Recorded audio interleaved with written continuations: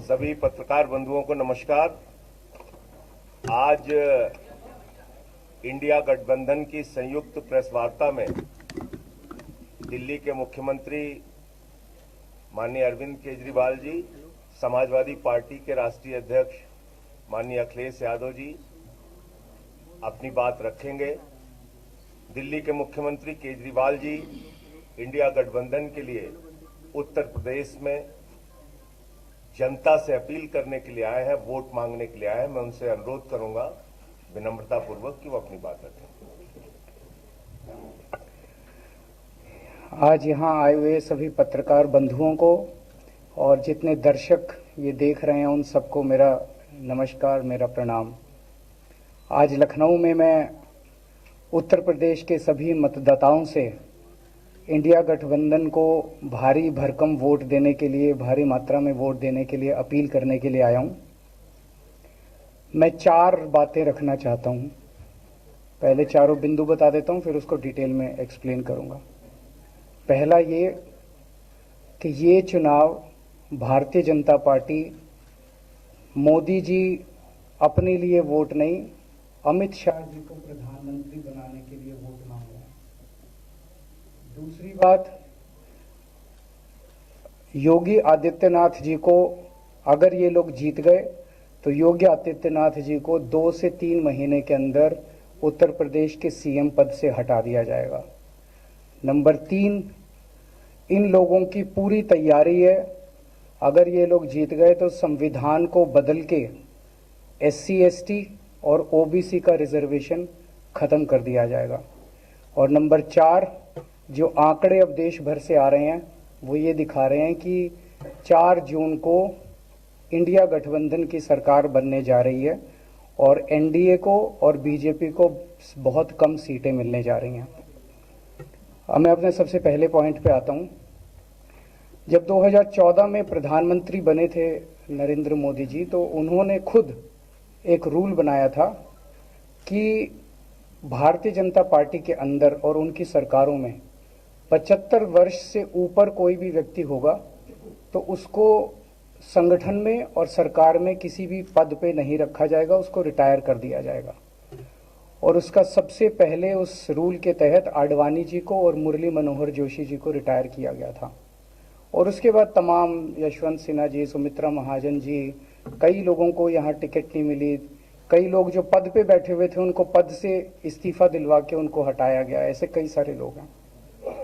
तो अब अगले साल 17 सितंबर को प्रधानमंत्री मोदी जी 75 साल के होंगे और मोदी जी ने तय कर लिया है कि अमित शाह जी को वो अपना वारिस बनाएंगे और अमित शाह जी अगले साल 17 सितंबर को देश के प्रधानमंत्री बनाने का उन्होंने तय किया है मोदी जी ने।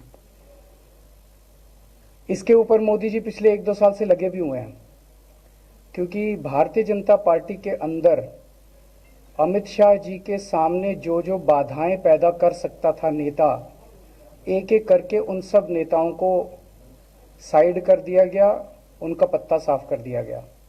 शिवराज सिंह चौहान को हटा दिया गया, वसुंधरा राजे को हटा दिया गया, डॉक्टर रमन सिंह को हटा दिया गया, देवेंद्र फडणवीस को खत्म कर दिया गया।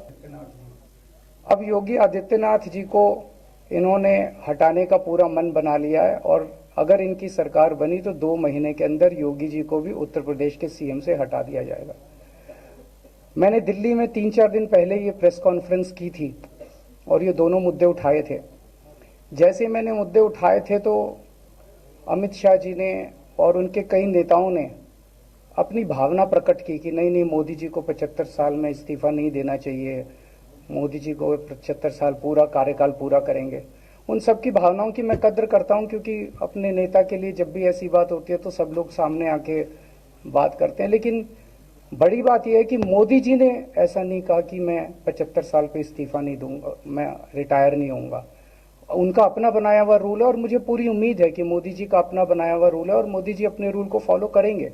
नहीं तो लोग कहेंगे कि मोदी जी ने ये रूल आडवाणी जी को हटाने के लिए बनाया था, जब अपनी बारी आई तो नहीं। तो मोदी जी इस रूल का फॉलो करेंगे, ये पूरा यकीन है देश के लोगों को कि उन्होंने खुद रूल बनाया तो खुद फॉलो करेंगे। दूसरी बड़ी बात जो हुई कि जब मैंने कहा कि योगी आदित्यनाथ जी को 2 महीने में हटा दिया जाएगा, इस पे अभी तक भाजपा के किसी नेता की टिप्पणी नहीं आई है। 4 दिन हो गए, इसका मतलब ये तो कंफर्म करता है कि उन्होंने पूरी प्लानिंग कर ली है और उनके पक्ष में कोई बोलने के लिए तैयार नहीं है योगी आदित्यनाथ जी के। तो उनका हटना अब लगभग तय है कि योगी आदित्यनाथ जी को उत्तर प्रदेश के सीएम पद से हटाया जाएगा। दूसरी चीज, मैं उत्तर प्रदेश के सभी मतदाताओं को कहना चाहता हूं कि पिछले 4-5 महीने से इन्होंने शोर मचा रखा है, 400 पार 400 पार 400। क्यों? कहते हैं नहीं मोदी जी कुछ बड़ा काम करना चाहते हैं। तो लोगों ने खोद खोद के पूछा, भाई क्या बड़ा काम करना चाहते हैं, कुछ बताओ तो सही। तो उन्होंने नहीं बताया। लोगों ने फिर अंदर से पता किया कि बड़ा काम ये करना चाहते हैं कि देश से रिजर्वेशन खत्म करना चाहते हैं। हम जानते हैं कि इनका जो पूरा इकोसिस्टम है, आरएसएस, बीजेपी, शुरू से ये लोग रिजर्वेशन के खिलाफ रहे हैं। इनकी पूरी की पूरी मानसिकता रिजर्वेशन के खिलाफ रही है। तो मैं सभी लोगों को ये आगाह करना चाहता हूं कि ये बड़ा काम इनको 400 पार इसीलिए चाहिए क्योंकि ये रिजर्वेशन खत्म करना चाहते हैं। संविधान को, बाबा साहब अंबेडकर ने जो संविधान बनाया था, उस संविधान को ये तार तार करना चाहते हैं। पूरे देश भर से अब जो ट्रेंड आ रहे हैं, वो ट्रेंड ये दिखाते हैं कि भारतीय जनता पार्टी को 250 से भी नीचे, मेरे हिसाब से 220 के आसपास, 3-4 दिन पहले भी मैंने कहा था, 220 से कम सीटें इनकी आती हुई नजर आ रही हैं। आप हिसाब लगा लीजिए। मैं हरियाणा होके आ रहा हूं कल परसों, हरियाणा में इनकी बहुत कम हो रही हैं, दिल्ली में इनकी बहुत कम हो रही हैं, पंजाब में मुझे नहीं लगता इनकी कोई सीट आ रही है, कर्नाटक में इनकी काफी कम हो रही हैं, महाराष्ट्र में इनकी बहुत कम हो रही हैं, बंगाल में इनकी कम हो रही हैं, यूपी में इनकी कम हो रही हैं, बिहार में इनकी कम हो रही हैं, झारखंड में इनकी कम हो रही हैं, राजस्थान। जो पूरे देश के अंदर एक नेगेटिविटी इन लोगों ने फैलाई है, उसको हम लोग ठीक करेंगे। मैं अंत में उत्तर प्रदेश के सभी लोगों को अपील करना चाहता हूं कि इंडिया गठबंधन के, यहाँ पे सपा और कांग्रेस का गठबंधन है, इंडिया गठबंधन का जो जहां से कैंडिडेट है उसको भारी मात्रा में वोट देकर आप सब लोग जिताइए। अब मैं निवेदन करूंगा समाजवादी पार्टी के राष्ट्रीय अध्यक्ष माननीय अखिलेश यादव जी से कि वो अपनी बात करें। जो देश का माहौल है और 4 चरणों में भारतीय जनता पार्टी चारों खाने चित्त हो चुकी है और उनके आंसुओं की नदी उफान में है। भारतीय जनता पार्टी जो 400 पार का नारा दे रहे थे, अब समझ में आया है 4 चरणों के बाद,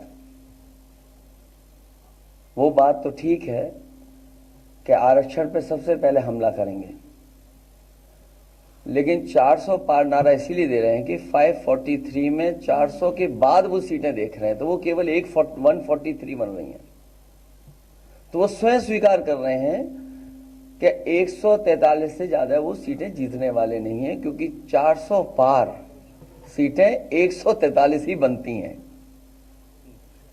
और 140 करोड़ की जनता इस बार इन्हें 140 सीटों के लिए भी तरसा देगी। ये यूपी, दिल्ली और पंजाब ये 99 सीट के खेल में ही उलझ जाएंगे। यहां कुछ इन्हें हासिल होने वाला नहीं है।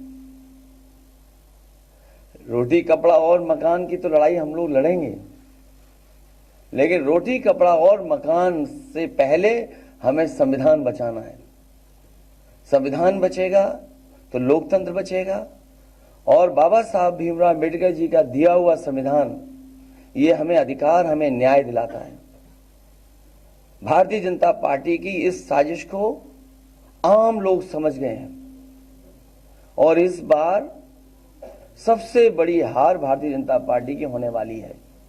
अभी तक तो हम ये कहते थे कि ब्रह्मांड का सबसे बड़ा झूठ बोल रहे हैं, अब लग ये रहा है हारने के बाद ये ब्रह्मांड का झूठ का विद्यालय खोलेंगे, यूनिवर्सिटी खोलेंगे और वाइस चांसलर और डीन पहले से ही रिटायर होकर के वहां अपने आप नियुक्त हो जाएंगे। इसलिए देश को बचाने के लिए आदरणीय अरविंद केजरीवाल जी आए हैं। हम लोग का सहयोग और मदद करने के लिए आए हैं। मैं इनका धन्यवाद देता हूं। और आप पार्टी, इंडिया गठबंधन, समाजवादी पार्टी, हम सब मिलकर के भारतीय जनता पार्टी को हटाने जा रहे हैं। उनकी कौन सी बात सच निकलेगी? अभी आपसे कहा कि 75 साल वाला जो वो है रूल नियम, उसको तो फॉलो किया जाएगा ना, इसी से पता लग जाएगा। और एक मिनट, अगर आप इनका इतिहास उठा के देखें पिछले 75 साल का, जनसंघ का, आरएसएस का, थ्रू आउट ये लोग रिजर्वेशन के खिलाफ रहे हैं। तो अब 400 सीटें लाके ये संविधान बदल के उस रिजर्वेशन को खत्म करना चाहते हैं। अरविंद जी, रूल नियम, उसको तो फॉलो किया जाएगा ना, इसी से पता लग जाएगा। और एक मिनट, अगर आप इनका इतिहास उठा के देखें पिछले 75 साल का, जनसंघ का, आरएसएस का, थ्रू आउट ये लोग रिजर्वेशन के खिलाफ रहे हैं। तो अब 400 सीटें लाके ये संविधान बदल के उस रिजर्वेशन को खत्म करना चाहते हैं। अरविंद जी, स्वाति मालीवाल के मामले में अभी तक आप कुछ बोले नहीं है। आपके ओर से आपके साथ में स्वाति मालीवाल के मामले में अभी तक, अरे उससे ज्यादा जरूरी और चीजें भी हैं, स्वाति मालीवाल के कागज मामले हम में निकाल अभी लिए। क्या कहेंगे? अरविंद जी, आज आपके साथ भी वो आए, आज आपके साथ में भी आए, आपके ओर से भाजपाई किसी के सगे नहीं है। क्या बोलेंगे? स्वाति मालीवाल के मामले में क्या बोलेंगे आप? ये है कि भाजपाई किसी के सगे नहीं है, और जो ओवैसी साथ में, और भाजपाई झूठे मुकदमे लगाने वाला गैंग है। जो ओवैसी केजरीवाल जी आपके साथ घूम रहे हैं, उनके लिए क्या कहेंगे? जो ओवैसी हाँ, आपके बोलो। साथ में घूम रहे लगातार, मैं बोल रहे हैं, बता रहे हैं। संजय जी आपने बात कही थी, हाँ, मैं बोल रहा हूँ, आपने प्रेस कॉन्फ्रेंस में ये बात बोल रहा हूँ, एक सेकंड बोल रहा हूँ।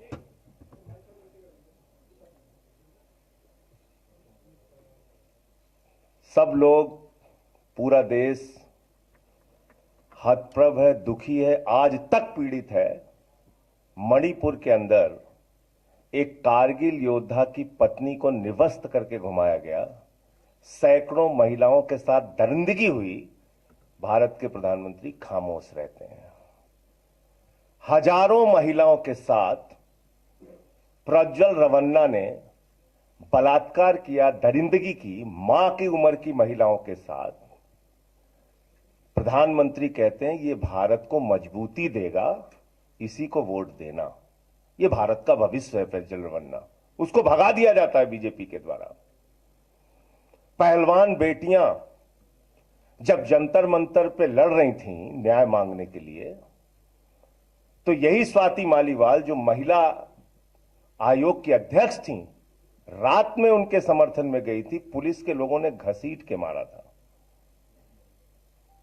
हमने देखा यहीं उत्तर प्रदेश के अंदर कुलदीप सेंगर के मामले में, हाथरस के मामले में, देश के प्रधानमंत्री खामोश रहते हैं, एक शब्द नहीं बोलते। आम आदमी पार्टी हमारा परिवार है, पार्टी ने अपना रुख साफ कर दिया है, और मैं चाहता हूं जितने विषय मैंने आपके सामने रखे हैं, देश के प्रधानमंत्री और भारतीय जनता पार्टी को जवाब देना चाहिए। स्वाति मालीवाल के मामले में जवाब देना, जब वो पहलवान बेटियों के लिए जंतर मंतर पे न्याय मांगने गई थी स्वाति मालीवाल जी, उस समय घसीट के मरवाया पुलिस वालों से। तो इसलिए इस पे राजनीतिक खेल ना खेलें, मैं सिर्फ इतना कहना चाहता हूं। धन्यवाद। लेकिन क्या ये justify हो जाता है?